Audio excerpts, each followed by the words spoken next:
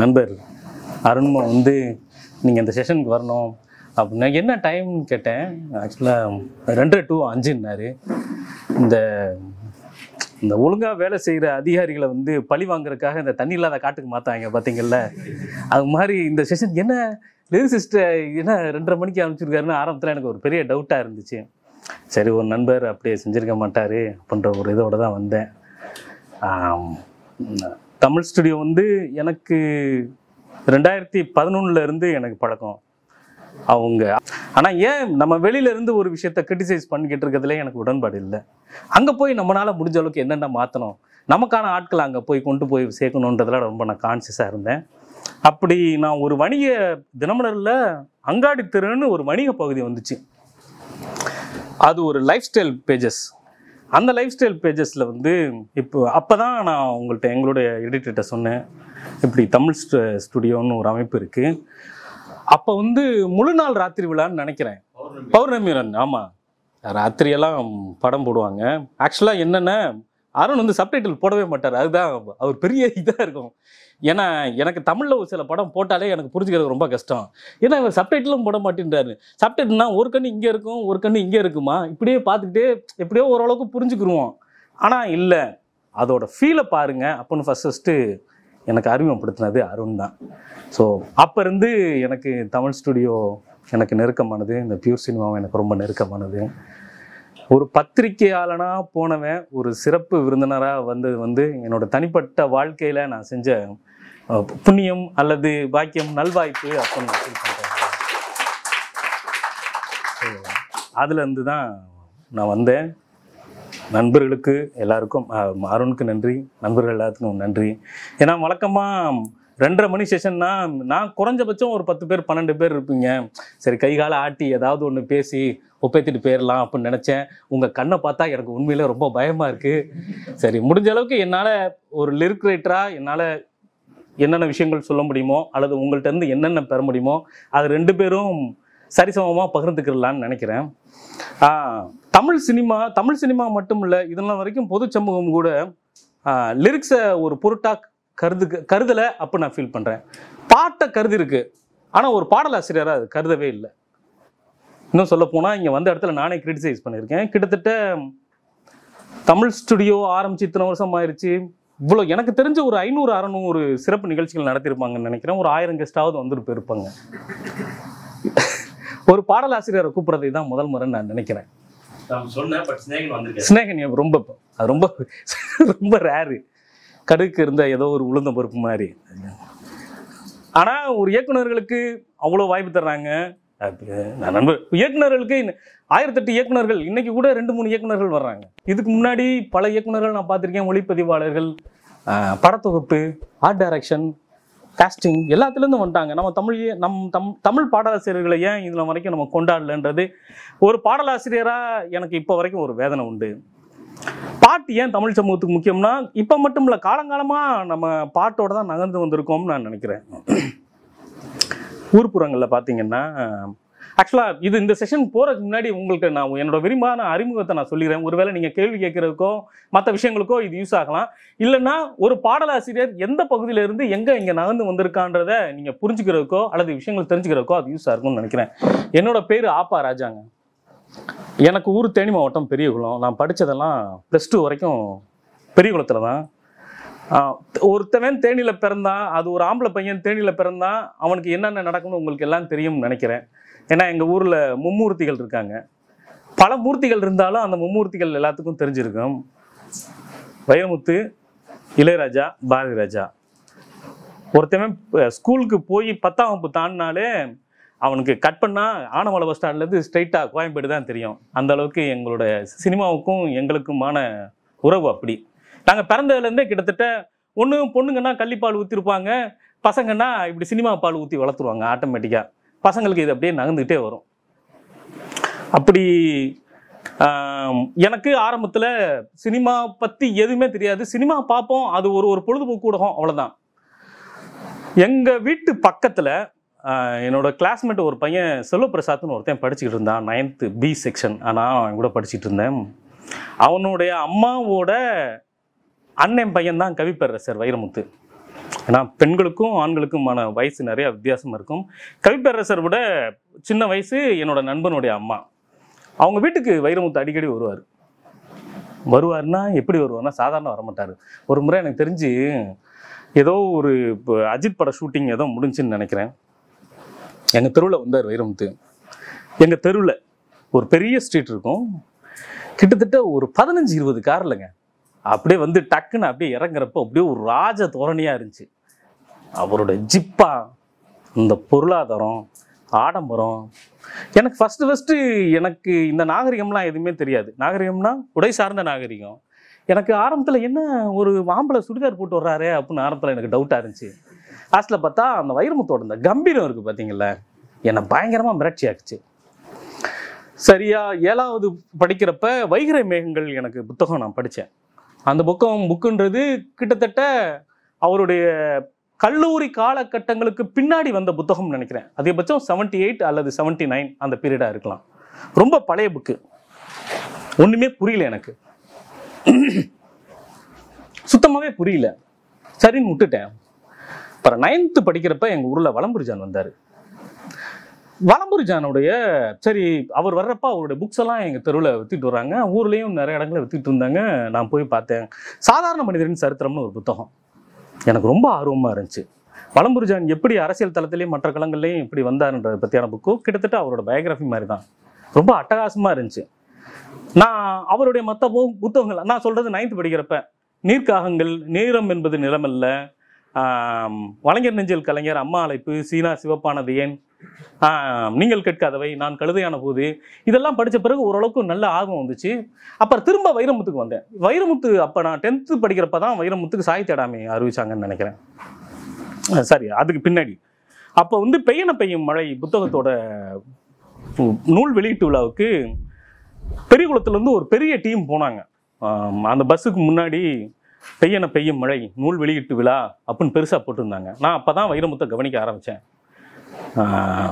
அந்த வயசு, இளம் வயசு, வைரமுத்து என்னை ரொம்ப ஈர்த்துட்டாருங்க. எனக்கு அப்போ தான் நம்ம ஊருக்காரன் என்ன இப்படி ஆள் பார்த்தா நம்ம சொந்தக்காரமே இருக்கேன், ஆள் ஏன்னா இப்படி இருக்கான், ஆள் பார்த்தா இப்படி இருக்காப்ளே அப்படின்ற ஒரு பெரிய ஆர்வமும் ஒரு பொறாமையும் வைரமுத்து மேலே இருந்துச்சு. அப்போ வந்தால் பொறாமை இப்போ வரைக்கும் எனக்கு போல. அது 2வது விஷயம். ஏன்னா நான் அங்கே ஒரு சிறுவனா, ஒரு சராசரி வாசகனா நான் வைரமுத்தை பார்த்ததுக்கும் தொழில் ரீதியாக இவ்வளவு போராட்டங்களையும் இவ்வளோ இசையமைப்பாளர்களையும் இயக்குநர்களையும் நான் கடந்து வந்த பிறகு வைரமுத்து மேலே இருக்க பொறாமையும் அவர் மேலே இருக்க மரியாதையும் இப்போ எனக்கு அதிகமாகிடுச்சு. இப்போ வரைக்கும் அது நடந்துட்டு இருந்துச்சு. ஸோ அப்படியே வந்துட்டோமா, 10th அதுக்கு மேலே படித்தாச்சா, அதுக்கு மேலே சொல்கிறதுக்கு எதுவுமே இல்லை. ஸோ அடுத்து சென்னை நம்ம வந்து 10th படித்தோடனே +1 +2 வந்து சிறப்பு தமிழ் எடுத்துடணும். அதுக்கப்புறம் ஸ்ட்ரெயிட்டாக பச்சையப்பன் போயிடணும். பச்சை பாஸ் போய் அங்கே ஏதாவது ஒரு பொன்மணியை பார்த்துடணும், கல்யாணம் பண்ணிடணும், செட்டில் ஆயிடணும், பாடலாசிரியர்களை புகுந்து தேசிய அவார்டு வாங்கிடணும். இதுதான் என்னோட பிளானாக இருந்துச்சு. எஸ். அப்புறம் சென்னைக்கு வந்த பிறகுதான் வழக்கமாக ஊர் நாட்டான்களுக்கு உள்ள ஒரு புத்தி இருக்குன்னு தெரியுங்களா, நம்ம உள்ளுக்கு அப்படி சென்னைனா டே ஆச்சா பூச்சான்னு வருவோம். இங்கே வந்த பிறகு சில பிம்பங்கள் டம்புன்னு உடையும். பார்த்தீங்கல்ல, ஃபஸ்ட் இயரில் நான் பிரசிடென்சி காலேஜில் தமிழ் லிட்ரேச்சர் யூஜி படித்தேன். நான் பிரசிடென்சி காலேஜில் யூஜி தமிழ் லிட்ரேச்சர் படித்தேன். விக்டோரியா ஹாஸ்டலில் நான் தங்கியிருந்தேன். அப்போ ஒரு ஹாஸ்டலில் நான் அதுக்கு தனித்தனி ரூம் இருக்கும். உங்கள் நண்பன் படம் பார்த்துருப்பீங்கன்னு நினைக்கிறேன். அதில் வர ஹாஸ்டல் தான் எங்களுடைய ஹாஸ்டலு. என்னோட ரூம் ஒன்று இருக்கும், என்னோட பக்கத்து ரூம் ஒன்று இருந்துச்சு, இந்த சைடு ஒரு ரூம். இந்த சைடு சாரோன் செந்தில்குமார்னு ஒரு ஆணவ படை இயக்குனர் இருந்தார். இந்த சைடு ஞானவேல்னு ஒருத்தர் தங்கியிருந்தார். அப்போ சாரோன் செந்தில்குமார்ட்ட நான் அதிகமாக பேசிக்கிட்டே இருப்பேன். அவர்கிட்ட கேட்பேன், எப்போ அவர் சொல்லிப்பார், உனக்கு பிடிச்ச கவிஞர்லாம் சொல்கிறேன், தமிழ் லிட்டரேச்சர் படிக்கல, உனக்கு பிடிச்ச கவிஞர்லாம் சொல்கிறேன். நம்ம அப்படி சும்மா இருக்க முடியுமா? ஏன்னா மூமேத்தா பெரியகுளத்துக்கார் தான், மீரா அந்த சைடு உள்ளவர் தான். முடியரசன் மாதிரியான ஆட்கள் பெரியகுளத்திலே பிறந்து வளர்ந்தவங்க. நான் காமராசன் வந்து புதுக்கவிதையின் தந்தைன்னு சொல்லக்கூடிய நான் காமராசன் போடிக்காரு. அந்த ஊர் புத்தி எனக்கு எப்பயுமே அது தெரியுங்கள. எங்கள் ஊர் ஆச்சா பூச்சா. நான் வந்து அக்னிபுத்திரன், வைரமுத்து, மூமேத்தா, அப்துல் ரஹ்மான், ஹரிமதின்னு ஒரு பெரிய லிஸ்ட்டாக சொல்லிக்கிட்டே இருந்தேன்.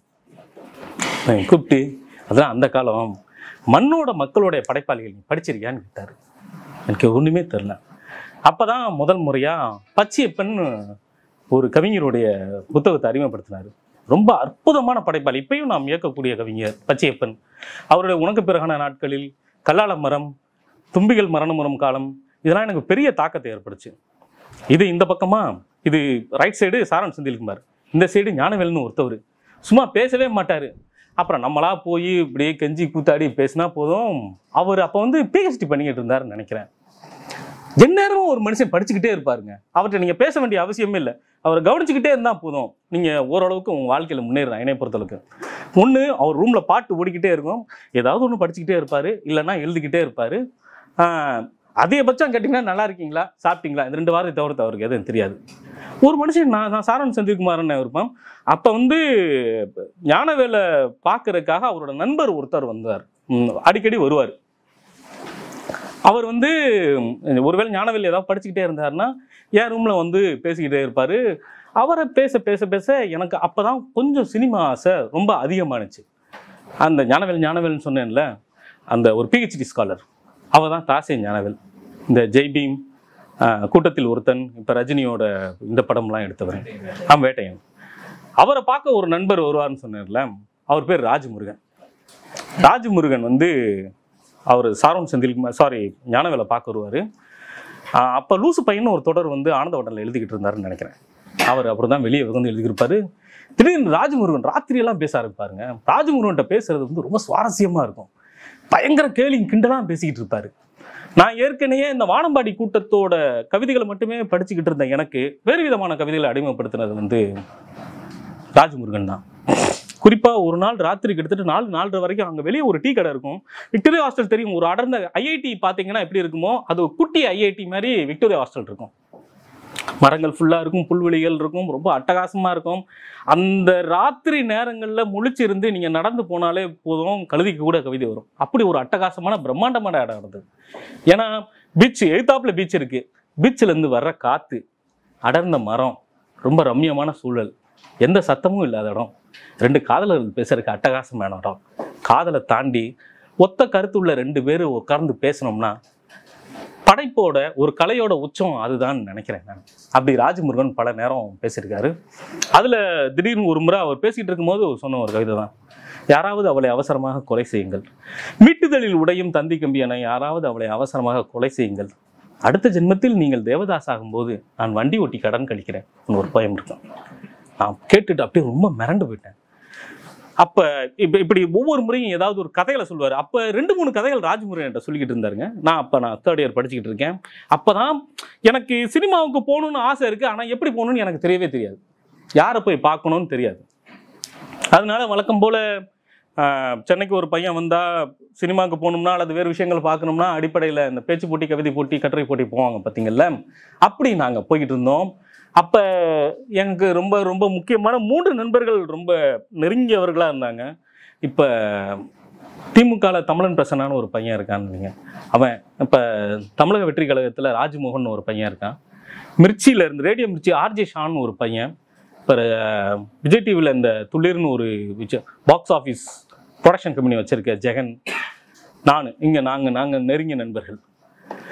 காலேஜ் படிக்கிறப்ப கல்ச்சுரல்ஸ் போகிறப்ப இவங்கள்ட்ட இலக்கியம், சினிமா இந்த விஷயங்கள் பேசிக்கிட்டு இருப்போம்.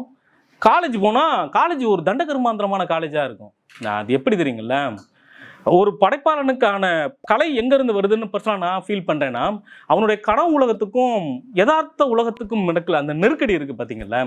ஒரு முறை ஹசந்தத் மாண்டோவோட, நான் கரெக்டாக 2nd இயர் படிச்சுட்டு இருக்கப்ப ஹசந்தத் மாண்டோவோட திறன் ஒரு சிறுகதை உங்களுக்கு தெரியும்னு நினைக்கிறேன். ரொம்ப பெயின்ஃபுல்லான சிறுகதை. அதை படிச்சுட்டு என் கிளாஸில் யார்ட்டையாவது சொல்லணும்னு நினைக்கிறேன், ஒருத்தவன்ட்ட கூட சொல்ல முடியல.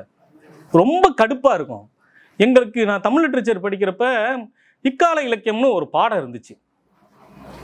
அப்போ வந்து நான் சார்வோட வெறித்தனமான ஃபேனாக இருந்த டைம். இக்கால இலக்கியம்னு ஒரு பாடம் இருந்துச்சு. அந்த புத்தகமே நெஞ்சில் ஒரு முள் அப்படின்னு அதுக்கு ஒரு நாவல் வச்சுருந்தாங்க. அந்த நாவலே 1960 கொண்டு வரப்பட்ட நாவல் 2003 எங்களுக்கு நாவலாக வச்சுருந்தாங்கன்னா அது எந்த லட்சத்தில் எங்கள் ஸ்டடீஸ் இருந்திருக்கும்னு யோசித்து பாருங்கள். இந்த முரண்பாடுகள் இருந்து இந்த காலேஜ் பக்கம் எட்டி பார்க்கக்கூடாதுன்ற முரண்பாடு தான் ஏன்னா ஓரளவுக்கு இந்த சினிமா, இலக்கியம் இந்த பக்கம் ஓரளவுக்கு தள்ளிட்டு வந்துச்சு. ராஜமுருகன் அப்போதான் புதுசாக ஒரு டியூன் வாங்கிட்டு வர்றாருங்க. நான் அப்போதான் எனக்கு ஒரு பாட்டு எப்படி எழுதுவாங்க, நான் என்னென்னா டியூன் போடுவாங்க, அந்த இடத்துல உட்காந்து எழுதிடுவாங்க, அப்படியே கொடுத்துருவாங்க, அப்படியே பேமெண்ட் கொடுத்துருவாங்க, பாட்டிகிட்ட வந்துருவாங்கன்றதான் இதனை வரைக்கும் நினச்சிக்கிட்டு இருந்தேன். ஃபஸ்ட் டைம் நான் அப்போ தான்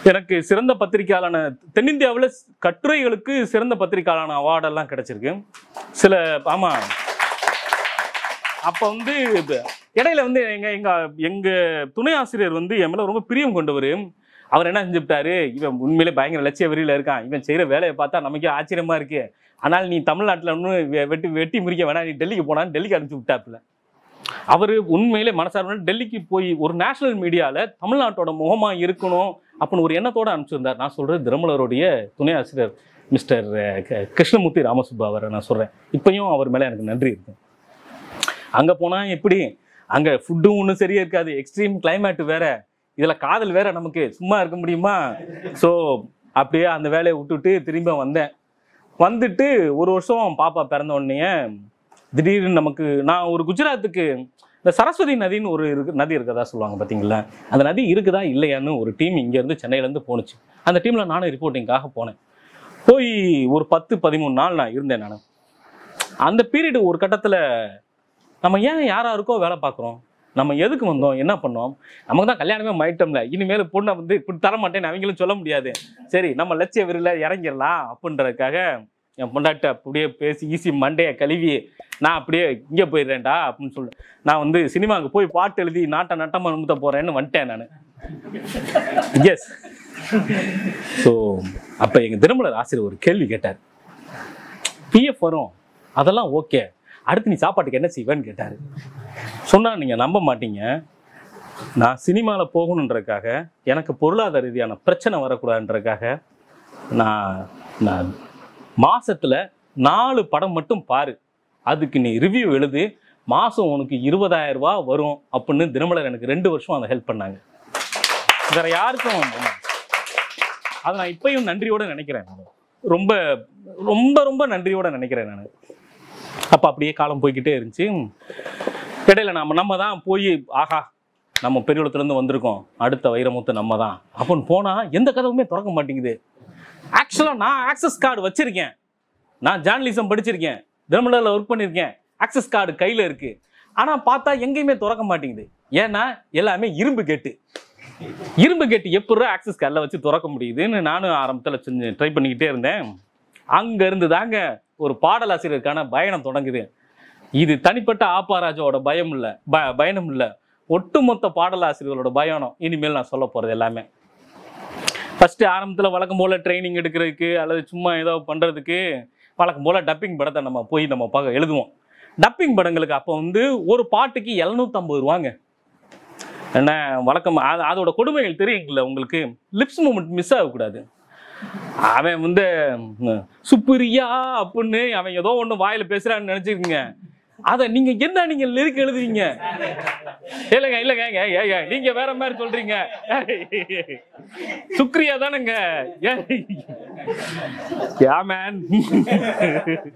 சென்சார்ல போயிரும். சோ அதோட பெரிய சிக்கல் என்னன்னா, நம்ம லிரிக் எழுதலாம், ஆனா அது எப்படி சொல்றோம்னா, ஏடிஎம்கேவும் டிஎம்கேவும் இணைஞ்சு ஒரு கருத்தியலா ஒரு ஏதாவது ஒரு எம்பி எம்எல்ஏ வந்தா எந்த லட்சத்துல இருக்குமோ அந்த மாதிரி எனக்கு ஒண்ணுமே புரியாது. ஆக்சுவலா அவன் லிப்ஸ் மூமெண்ட்டையும் நம்ம கரெக்டா சொல்லணும், அதே நேரத்துல நம்ம லிரிக்கலும் பண்ணணும். அது ரொம்ப உண்மையிலே ரொம்ப பெரிய கடுப்பா இருந்துச்சு எனக்கு. இத்தனைக்கு இவங்க தர்றது வந்து 750 ரூபா தான். லாஜிக்கலி யோசித்து பாத்தீங்கன்னா, தினமலர்ல ஒரு படத்துக்கு நான் பார்த்துட்டு ஒரு அரை மணி நேரத்தில் ரிவ்யூ எழுதி கொடுத்தேன்னா எனக்கு வர்ற சம்பளம் 5000 ரூபா, மாசத்துக்கு 4 படம். இதை நம்ம 120 ரூபா படம் போய் பார்க்குறோம், நம்ம ஒரு அரை மணி நேரம் உட்காந்து நெட் சென்டரில் போய் டைப் பண்ணி நம்ம மெயில் அனுப்புகிறோம், அது பிரிண்ட் ஆகி வந்துடுது, நமக்கு 5000 ரூபா ஒரு 4 வயசுக்கு 20,000 ரூபா தந்துடுறாங்க. நம்ம ராத்திரி மூலமாக உழைக்கிறோம், வேணும் 750 ரூபா தரவே மாட்டேன்றானே, அது இது நல்லாவே இல்லையான்னு பெரிய கடுப்பாகி போச்சு. அப்புறம் ஒரு கட்டத்தில் அதுக்கு பயிற்சி ஆகணும்னா வர்றதெல்லாம் எழுதிக்கிட்டே இருக்கேன். ஒரு கட்டத்தில் ஒரு டப்பிங் படங்களுக்கு 1000 ரூபா அப்படின்ற மாதிரி வந்துச்சு ஒரு லிரிக். அவங்க என்னென்ன, அவங்க உலகத்திலே என்னைய பொறுத்தளவுக்கு கதையாசிரியர்கள்லாம் தோத்து போகணுங்க இந்த டப்பிங் பட இசையமைப்பாளர்கள் முன்னாடி. ஏன்னு கேளுங்க, இப்போ கூட எனக்கு நான் சொல்றது, நான் 2016-17 எழுதின ஒரு கேளுங்க, அப்போ ஒரு பாட்டுக்கு வந்து 1000 ரூபா தான். கிட்டத்தட்ட 40 பாட்டுக்கான பெண்டிங் ஒரு மியூசிக் டைரக்டருக்கு மட்டுமே இன்னும் இருக்கு. கிட்டத்தட்ட 40,000 ரூபாய் பெண்டிங் இந்த நிமிஷம் வரைக்கும் இருக்கு. ஒரு பாடலாசிரியர் எப்படி அதெல்லாம் குடும்பம் நடத்துவான்? லாஜிக்கலி நீங்கள் யோசிச்சு பண்ணலாம். தனிப்பட்ட முறையில் படிக்கிற பழக்கம் உண்டு எனக்கு. நான் மட்டும் இல்லை, எல்லா பேரும் லிரிக் ரைட்டர்ஸ் கம்பல்சரி படிக்கணும். வருஷத்துக்கு குறைஞ்சபட்சம் அவன் ஒரு 10,000 ரூபாய்க்கான புத்தகம் வாங்கணும்னு நினச்சிங்க. அவன் வீட்டு வாடகை, குடும்ப செலவு, அது இதுன்னு இருக்கு. இப்பயே ஒரு மாதம் 60,000 ரூபா ஆகுது. நீங்கள் லாஜிக்கலி முன்னாடி யோசித்து பாங்கன்னா ஒரு சாதாரண ஒரு பாடலாசிரியருக்கும் மாதம் 30,000 ரூபாவது ஆகும். ஆனால் இவ்வளோ பெண்டிங் இருக்கு. இந்த இதனடா நம்ம வேற என்னமோ எதிர்பார்த்தோமோ, இது வேற என்னமோ ஓடிக்கிட்டு இருக்குமே, ஒன்றுமே புரியல. அப்போதான் கொஞ்சம் கொஞ்சமாக நண்பர்கள் மூலமாக அங்கங்கே தேடிக்கிட்டே இருக்கேன். எந்த வகையிலும் சாட்டிஸ்ஃபைடாக ஆகலை. ஐயோ என்ன பெரியகுளத்துலேருந்து புறப்பட்ட வைரமுத்து திரும்ப ஊருக்குள்ளேயே போய் போரை தூக்கி போத்தி தூங்கிடுவாப்புல போலன்னு எனக்கு வேற பயம். என்ன செய்யறது அப்படின்னு யோசித்துக்கிட்டே இருந்தேன். சரி, அப்போ திரும்ப எனக்கு வேற சில மேகசின்ஸில் எனக்கு ஃப்ரீலான்ஸ் பண்ணக்கூடிய வசதி இருந்துச்சு. அதை வச்சே ஃபேமிலியை ஓட்டிக்கிட்டே இருந்தேன். இடையில புதிய வாழ்வியல்னு ஒரு லைஃப் ஸ்டைல் மேகசின் இருக்கு. அப்போ அதில் வந்து எடிட்டராக நான் கிட்டத்தட்ட 2017 ஜாயின் பண்ணேன். இப்போ வரைக்கும் நான் தான் எடிட்டரு. இப்படியே போகுது. எனக்கு இந்த வேலைகள்லாம் இல்லைன்னா லிரிக்ஸில் வந்து பெரிய அடி விழுந்துருக்கும்னு நினச்சிங்க. ஸோ இது இப்படியே போகுதா. ஒரு கட்டத்தில் எழுதுவோம், காசு வராது. நிறைய இடங்களில் கூப்பிடுவாங்க. இத்தனைக்கும் காலைல 10 மணிலேருந்து ராத்திரி 1 மணி வரைக்கும் இதே தான் வேலை. நண்பர்களை பார்க்கறது, வாய்ப்பு தேடுறது, நண்பர்களை பார்க்கறது, வாய்ப்பு தேடுறது, இது தொடர்பாக படிக்கிறது, புதுசாக படங்கள் பார்க்கறது, அது தொடர்பாக பேசுறது, எங்கெங்கேயும் தேடி பார்க்குறோம். எங்கேயும் கதவு திறக்கவே மாட்டேங்குது. ஒருவேளை எனக்கு கடவுள் நம்பிக்கை இல்லைன்னா பிரபஞ்ச ஆற்றல் மீது எனக்கு கடுமையான நம்பிக்கை உண்டு. இருந்தாலும் எங்கே இது மிஸ் ஆகுதுன்னு என்னால் புரிஞ்சிக்கவே முடியல. அப்போ என்னோட நண்பர் அப்போ ரேடியோ மிர்ச்சில் அவங்க வேலை பார்த்தப்ப ஒரு பாட்டு நாங்கள் பண்ணோம். உயிரின் உயிரே உயிராக இருப்பேன், வழியின் நிழலாக இருப்பேன் ஒரு வரி நான் எழுதியிருந்தேன். அது நண்பர் எல்லாத்துக்கும் பிடிச்சதா அப்படியே சொன்னாங்க. அப்போ என்னுடைய நண்பர் ராஜ்மோகன் ஒரு பையன் இப்போ பாபா பிளாக் ஷிப்னு ஒரு படம் ஸ்டார்ட் பண்ணுறதா இருந்துச்சு. அப்போ நான் சொல்கிறது ஒரு 4 வருஷத்துக்கு முன்னாடி. அப்போ நாங்கள் பேசிக்கிட்டு இருக்கப்ப சந்தோஷ் தயாநிதின்னு ஒரு இசையமைப்பாளரை அந்த படத்துக்கு அந்த பையன் கூப்பிட்டு வந்தான். சந்தோஷ் தயாநிதி அப்போதான் எனக்கு அறிமுகம் ஆகுறாரு. படம் ஸ்டார்ட் பண்ணுறோம், கிட்டத்தட்ட பாட்டெல்லாம் ஹெவியாக ஓடிக்கிட்டு இருக்கு. லாக் பண்ணுற டைமில் லாக்டவுன் போட்டாங்க. வாழ்க்கையில் பெரிய ஷாக்கிங். அதான் என்ன செய்யறதுன்னு எங்களுக்கும் தெரியல. ஆனால் அதில் ஒரு பெரிய நல்ல விஷயம் என்னென்னா, ஊர் உலகத்துக்கெல்லாம் அது கெட்ட விஷயமா இருந்துச்சு. எனக்கு பர்சனலாக அது நல்ல விஷயமா இருந்துச்சு. ஏன்னா நானும் மியூசிக் டைரக்டர் சந்தோஷ் தயாநிதியும் காலைல சாயங்காலம் ஒரு 7 மணிக்கு ஆரம்பித்தோம்னா 9 மணி வரைக்கும் பேசிக்கிட்டே இருப்போம். என்ன பண்ணலாம், இது பண்ணலாம், ஆச்சா பூச்சா நீங்கள் எதாவது கண்டது கிடையாது, ஏதாவது பேசிக்கிட்டே இருப்போம். அப்படி பேசுகிறப்ப ஒரு 4 மாதம் கழிச்சு நம்ம ஒரு ஆல்பம் பண்ணலாம் அப்படின்னு சொன்னார். டெமில்னு ஒரு கேமராமேன் இருக்காரு. அவர் பஞ்சாப் படங்கள் நிறையா பண்ணியிருக்காரு. இப்போ தமிழ்லேயே நிறைய படங்கள், இப்போ போகும்படம் வெறும் தூகமெல்லாம் அவர் தான் பண்ணார். அவர் 2 பொம்மைகளை மட்டுமே வச்சு ஒரு ஆல்பம் ட்ரை பண்ணியிருந்தார். அதுதான் சந்தோஷ் தயாநிதி என்னுடைய கூட்டில் வந்த முதல் பாட்டு 1000 Kisses-ன்னு ஒரு பாட்டு பண்ணோம். 2022 ஜனவரியில் வந்துச்சு. அதுக்கு முதல்ல பற்ற வைத்த நெருப்பொன்றுன்னு ஒரு படம் கௌதம் வாசுதேவனோட அசிஸ்டன்ட் வினோத் ராஜேந்திரன் ஒருத்தவர் பண்ணார். அஃபீஷியலாக 2021 டிசம்பரில் அது என்னோட முதல் பாட்டாக வந்துச்சு. அதுக்கப்புறம் ஜனவரியில் 1000 Kisses-ன்னு ஒரு பாட்டு வந்துச்சு. அதுக்கப்புறம் மார்ச் மாதம் சரியாக 26ஆம் தேதி, கரெக்டாக 26ஆம் தேதி வருது. ஒரு 10 நாளைக்கு முன்னாடி நாங்கள் அந்த ப்ராசஸ் ஆரம்பித்தோம்னு நினைக்கிறேன். அப்போ நீங்கள் பார்த்துருக்கலாம், ஆதன் மீடியான்னு ஒரு மீடியா நீங்கள் கேள்விப்பட்டிருப்பீங்க. ஆதன் தமிழ், ஆதன் சினிமா, ஆதன் இருக்குண்ணா. அதுக்கு நான் ஒரு 2 வருஷம் நான் தான் ஹெட்டாக இருந்தேன். நான் அப்போ தமிழ்நாடு கவர்மெண்ட்டோட அசம்பிளி எலெக்ஷன் நடந்த டைம். அப்போ வந்து ஒரு சேனல் ப்ரோக்ராமிங் ஹெட்டுன்ற முறையில் எனக்கு 1008 மீட்டிங்ஸ் இருக்கும். சில கட்சிகள் பேசுவாங்க, எலெக்ஷன்ஸ் இருக்கும், ஆட்களை தமிழ்நாடு முழுக்க அனுப்பணும். இந்த ப்ராசஸில் ஓடிக்கிட்டு இருக்க டைமில் தான் சந்தோஷ் தயாநிதி ஒரு முறை கூப்பிட்டு, நமக்கு இப்படி ஒரு பாட்டு வருது, ஆனால் இதை நம்ம சோனிக்கு பண்ணுறோம் அப்படின்னாரு. சோனின்னு ஒரு பெரிய மியூசிக் லேபிளுக்கு ஒரு லிரிக் ரைட்டர் பண்ணுறதுன்றது வந்து எல்லாத்துக்கும் ரொம்ப ஒரு மைல்கல் மாதிரி. எப்படியாவது இது தொட்டுட்டா போதும்னு ஆரம்பத்தில் பிகினிங் ஸ்டேஜில் இருக்கவங்க எல்லா பேரும் நினைப்பாங்க. அதுக்காக நாங்கள் உட்காந்து பண்ணிக்கிட்டு இருந்தோம். அப்போ யார் என்ன ஏதுன்னு தெரில. நான் வழக்கமாக கேட்குறதும் இல்லை. அப்படி ஃபஸ்ட்டு ஒரு பாட்டு பண்ணுறோம் தலைவா அப்படின்னு நாங்கள் பண்ணோம். பண்ணிக்கிட்டே இருக்கோம். ஒரு 2 நாளில் பாட்டு முடிஞ்சிருச்சு. மார்ச் 26ஆம் தேதி அந்த பாட்டு வருது. அப்போ குக் வித் கோமாளி அஸ்வின் வந்து அப்போ தான் பிரபலம் ஆகிறார். ஆறுந்த டைம் 26ஆம் தேதி ப்ரொமோ வருது, 28ஆம் தேதி முழு பாட்டு வருது, 30ஆம் தேதி ஓரளவுக்கு என் பேர் எல்லா பேத்துக்கும் தெரிய ஆரம்பிச்சிருச்சு. குட்டி பட்டாசுன்னு ஒரு பாட்டு வந்துச்சு. ஸோ வழக்கமாக நாங்கள் லிரிக் ரைட்டர்ஸ் எல்லாம் அப்போ மீட் பண்ணி பேசிகிட்டு இருப்போம்ல. இப்போ வரைக்கும் எல்லா லிரிக் ரைட்டர் கூடயும் நான் வந்து ரொம்ப நெருக்கமாக தான் இருப்பேன். அப்படி பேசிகிட்டு இருக்க பச்சா நம்ம ஃபஸ்ட்டு எப்படின்னு நினச்சேன்னா, நம்ம பாட்டு 1 மில்லியன் போனால் எவ்வளோ சூப்பராக இருக்கும். ஏன்னா ஃபஸ்ட் நான் எழுதின பாட்டெல்லாம் 50,000 வந்தாலே எனக்கு பெரிய சர்ப்ரைஸ் ஆயிரும். ஆஹா 50,000 வந்துருச்சுடா, நீ இந்த உலகத்தை வாங்கிடலான்டா அப்படின்லாம் நினச்சிட்டு இருப்பேன். ஃபஸ்ட் டைம் நான் ஒரு பாட்டு பண்ணியிருக்கேன். அந்த பாட்டு நைட்டு கிட்டத்தட்ட ஒரு 8 மணிக்கு அந்த பாட்டு 6 மணிக்கு அந்த பாட்டு ரிலீஸ் ஆகுது. காலையில் பார்க்குறப்போ 1 மில்லியன். என் வாழ்க்கையில் பெரிய லட்சியம் இது. அது பிரமிழ் சொல்லுவார் இல்லையா, நிகழ மறுத்த அற்புதம்னு. ஒரு அற்புதத்தை நம்மளாவே நிகழ்த்திட முடியாது, அது பிரபஞ்ச ஆற்றல் எல்லாம் கைகூடி வந்து ஒன்று கையில் வந்து கொடுக்கணும்னு நினைக்கிறேன் நான். அது மியூசிக் டைரக்டரும் பிரமாதமான கம்போசிங்காக இருக்கும். சாண்டி மாஸ்டரோட டான்ஸு, குப்பித்துக்கும் அந்த அஸ்வினுக்கு இருந்த அந்த ஃபெமிலாரிட்டி, இந்த ஸ்க்ரீனு எல்லாம் சேர்ந்து ஒரு ஒரு ஒரு அற்புதத்தை எங்கள் கையில் கொடுத்தது தான் குட்டி பட்டாசு. ஸோ அடுத்து பார்த்தா வழக்கமாக எனக்கு இதுக்கு முன்னாடி நான் என்னென்ன தவறுகள் பண்ணிக்கிட்டேன். எப்பயுமே ஒவ்வொரு மாதமும் நான் என்ன நினைப்பேன்னா, இந்த மாதம் என்னென்ன தவறுகள் பண்ணியிருக்கோம், அடுத்த மாதம் அதை பண்ணக்கூடாது. ஒரு மெத்தடு புதுசாக ஒன்று கொண்டு வருவேன். அந்த மெத்தடு செட் ஆகலைன்னா இன்னொரு மெத்தடு கூடும். ஃபார் எக்ஸாம்பிள் உங்களுக்கு என்னென்ன, இப்போ நண்பர்கள் மூலமாக போய் வாய்ப்பு தேடினா நல்லா இருக்குமான்னு நினைப்பேன். நண்பர்கள் மூலமாக போவோம், நல்லா கிடைக்கிற வாய்ப்பு கூட நண்பர்கள் மூலம் போனால் கிடைக்கவே கிடைக்காது. அதனால அந்த மெத்தடை அப்படியே விட்டுறது. இப்படி ஒவ்வொரு முறையும் புது புது மெத்தடை நம்ம கொண்டு வரணும். எனக்குள்ளேயே நிறைய பரிசோதனை முயற்சிகள். நான் சொல்றது பாருங்களேன், வைரம் சார் ஒன்று சொல்லுவார், இந்த உலகம் ஒன்றை திரும்பி பார்க்கலன்னா அது உலகத்தோட தப்பு இல்லை, ஆனால் இந்த உலகத்தை திரும்பி பார்க்க நீ வைக்கலன்னா அது உன்னோட தப்புடா அப்படின்பாரு. அதில் நான் இப்போ வரைக்கும் கான்சியஸாக இருப்பேன். ஸோ இந்த உலகம் புதிய பொருளாதார கொள்கைக்கு பின்னாடி இந்த உலகம் வந்து பல்வேறு விதமான மாற்றங்களை சந்திச்சிருச்சு. ஸோ அதில் ரொம்ப முக்கியமாக நம்மளை நாம தான் விற்பனை பண்ணிக்கணுன்ற ஒரு காலகட்டங்களுக்கு நம்ம வந்துட்டோம். அதுக்கு வந்து என்னோட சமூக ஊடகங்கள் இருந்துச்சு. சமூக ஊடகங்களை நான் வந்து பயங்கரமாக விற்பனை வச்சேன்னா, பாருங்க என் பாட்டு இன்னைக்கு இவ்வளோ வியூஸ் போயிருக்கு, என் பாட்டு வருது, அது இதுன்னு போட்டு அதன் மூலமாக நான் வந்து ஓரளவுக்கு ஆட்களை நான் கிரியேட் பண்ணேன்னா, ஒவ்வொருத்தவங்களுக்காக போய் எனக்கு என் லிஸ்ட்டில் இருக்க டேரக்டர்கள் போய் நானே போய் வாய்ப்பு கேட்பேன். தெரிஞ்சுக்கொள்ள ஒரு கட்டம் முன்னாடியெல்லாம் என்ன இருக்கும்னா, இந்த பாட்டு ஹிட் ஆகுறதுக்கு முதல்ல நான் என்னதான் போய் கேட்டாலும் ஒருத்தவங்களும் மதிக்கவும் மாட்டாங்க. பின்னாடி ஒரு ஹிட் நம்பர்ன்ற ஒரு ஆக்சஸ் கார்டு வந்து எனக்கு பெருசாக இருந்துச்சு. அதுக்கப்புறம் நான் ஒவ்வொரு இடங்களையும் போகிறப்ப ஓரளவுக்கு ஸ்மூத்தாக இருந்துச்சு.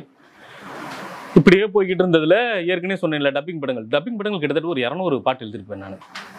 பின்னாடி அந்த குட்டி பட்டாசுக்கு பின்னாடி இப்போ வரைக்கும் ஒரு 80 படங்கள் பண்ணியிருப்பேன். ஒரு 26 படங்கள் ஃபீச்சர் ஃபிலிம்ஸ் பண்ணிட்டேன் நான். இப்போ அப்படியே ஓடிக்கிட்டு இருக்கு. இதுதான் என்னுடைய கதை சுருக்கம். ஆமாம்.